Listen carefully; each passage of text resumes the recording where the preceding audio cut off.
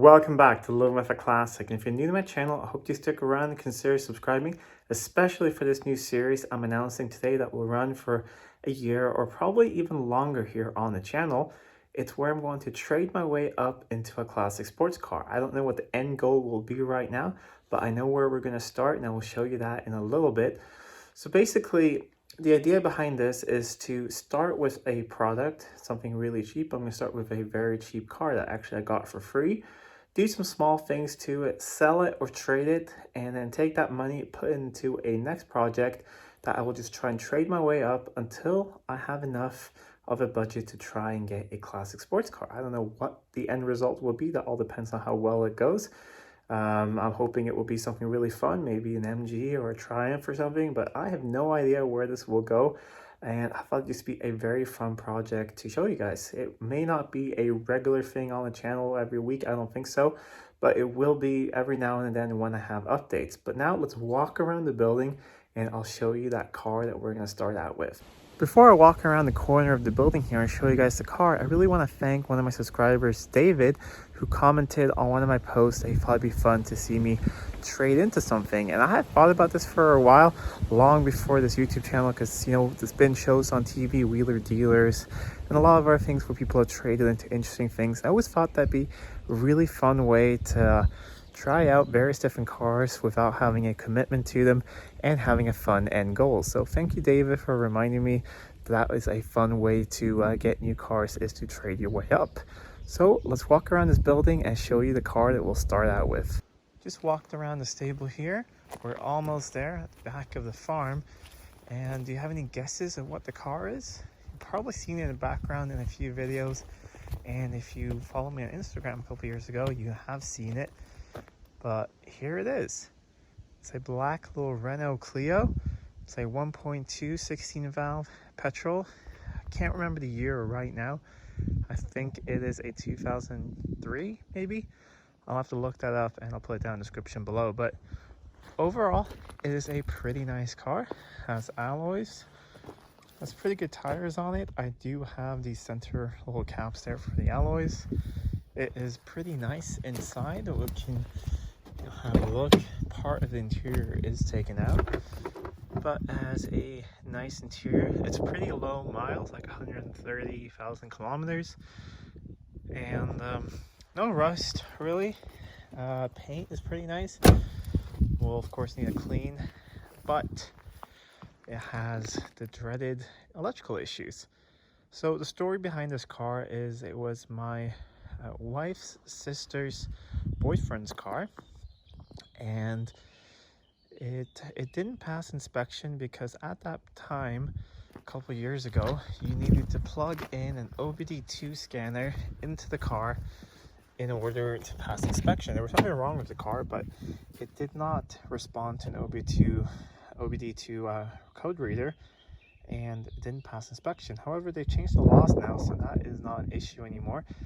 And what happened was they drove it up to a friend's place about 2 hours from here, who worked at a Renault Volvo shop, and he was going to get around to fixing it. It never happened. It stood there for about a year or maybe even longer. He ended up applying for a new job, and they had to get it away from there. And my sister-in-law then, she called me up and said, if you pick up the car within, you know, a certain amount of time, it's yours and it's free. So I picked it up, and then I started doing some things with it. It had a, you can have a look under the bonnet as well. It had a seized alternator from sitting, which is very odd, but it did.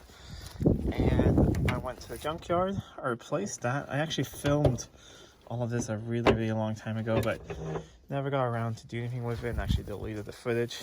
And I put in a replacement alternator from the junkyard. That works. I also put in some other things from the junkyard. I got a battery, which is good. And yeah, but I could never get it to work with the code reader. And then when they changed the laws of all that, I decided, you know what, I'm just gonna put this aside. I don't really know what I'm gonna do with it, and that just sort of happened, and it sat in the barn for a really long time. And then I had a co-worker who needed a car, and I contacted these people at a Renault shop, and they said I could take it in for diagnosis and they could see if their specific Renault only code reader maybe could read out the code, because it does have a check engine light. And it always run and worked perfectly. I'd moved it quite a few times and driven it up on the roads in the forest here just to keep the brakes and things going. It always worked fine. I put some gas in it and I booked the time there, and I started up, I moved it out of the barn, and it ran perfectly. I turned it off and it would not restart. And then I sort of just really gave up. I pulled it back here with the tractor. It sat here all winter. Once during the winter, I came out and I said, you know what, I'm going to get this thing running. I figured out what the issue was. It was an immobilizer issue. Now that is sorted, or at least I think so. It was the last time I started this thing up. However, it has a new issue. Oh yeah, that is why I turned it off when I took it out of the barn, because it would not react to the accelerator pedal, which is a common issue on these cars. It has, you know, electronic throttle pedal, so it's just a sensor there, and then you have the linkage. There's no linkage going up in here. Underneath all of this is a throttle body in here. It's electrical, and so either it's a problem with the pedal or a problem with the electrics in here. So I've had a lot of it apart to try and figure this out, but that's not what today's video is about. I want to show you around the car and sort of think of the plan. I need to get rid of this thing, and what more fun than to actually take the money from that and see if I can continue trading it and see if I can get into something fun. I don't know what the next step will be, but it should be fun. But I bet you guys are eager to see if this thing actually turns over, and so am I. The last time I started this up, we had snow outside, but it's usually been pretty fine. I have a small little wrench here. So it usually, now since I fixed the immobilizer thing, it fires up fine, but it doesn't react to any throttle input, except if you sort of wiggle the pedal for a bit, it will react and you may get a high idle. And then if I unplug the throttle pedal, it goes back to everything being normal. So that's why I think it is the pedal that's the issue.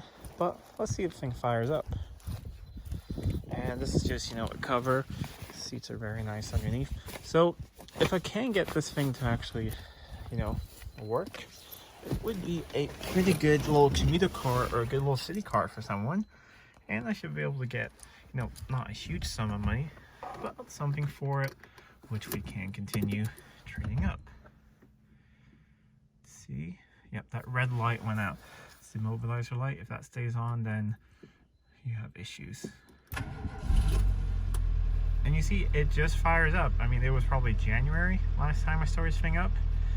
Check engine light is on, doors open, seat belts, and I believe that is, hit the wipers, that is the general, some electrical error, but it has a little bit of gas in it. And well, let's go out and listen to the engine. The engine does sound healthy. It's a tiny little 1.2 liter, but it's running on all cylinders. Not completely smooth, has very little gas in it, and I haven't, you know, really gone for a drive in years. But it seems to be working fine. Back here, there is the exhaust over here. A little uneven, but probably needs just a good drive or maybe a set of new plugs. But all the lights work and everything. I don't remember what's back here. Yeah, that's the center console I removed just to get to the OBD port. My initial thought was that there was an issue with the pins near because it looked broken, but I tested it. Everything is fine in the car, but I grabbed this from a junkyard to splice in. So that is not the issue. It's something else blocking the CAN bus signal. And the problem with these cars is you can't just replace the ECUs because they're coded to the keys. And that will cost to fix that pretty much as much as, well, pretty much half of what the car is worth. So that is not a good thing. However, I do have a backup plan. If I cannot get this thing to work with a replacement throttle pedal, I'll part it out, or I will sell it to a junkyard or scrapper, so you can get, you know, a couple $100 for that. I do have an extra set of winter tires, maybe get $100 for those, and we can take that plus maybe some other things I have laying around. I have some extra wheels for some cars I don't have, so maybe we can cheat a tiny bit, use some of that and put that together and see what the next step is going to be. But let's see if it actually does react to the throttle pedal at the moment. I don't think it does, but no, you see nothing.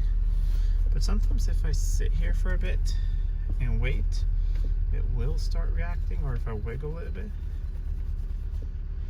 But I do think that the throttle body and all that work, because it goes up to a high idle when it's cold, and then, you know, it starts going down right now as it is going off, you know, cold high idle. Otherwise everything else works.